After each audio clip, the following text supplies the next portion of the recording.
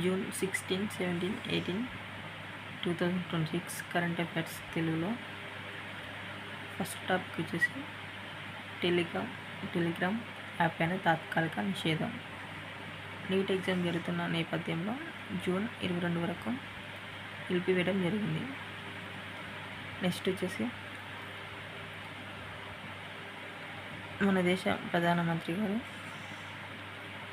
మోదీ గారు స్లోవేకియా దేశానికి వెళ్ళడం జరిగింది.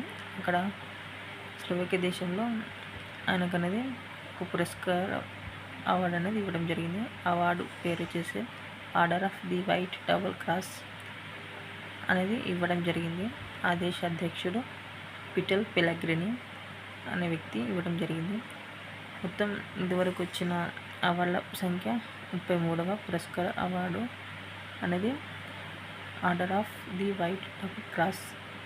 ఓకే, ఆ దేశంలో మొత్తం 11 ఒప్పందాలు అనేది చేసుకోవడం జరిగింది ఇండియాతో. ఓకే, నెక్స్ట్ వచ్చేసి బ్రిక్ వ్యవసాయ మంత్రుల సదస్సు ఇండోర్లో జరిగింది. ఇండోర్లో జూన్ 12-13 తేదీలో జరిగిందనమాట. దీనికి భారత్ అనేది అధ్యక్షత వహించింది.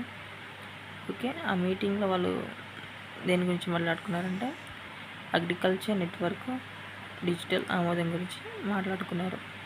ఓకే, నెక్స్ట్ వచ్చేసి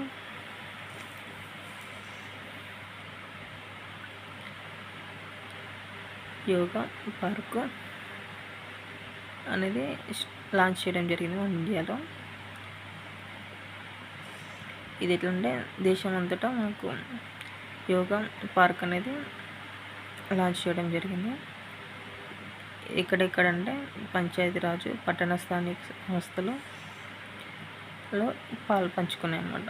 ఓకే, అంటే ఆల్ ఇండియా మొత్తం కూడా యోగా దినోత్సవం అనేది జరుపుకున్నాయి అన్నమాట. ఓకే.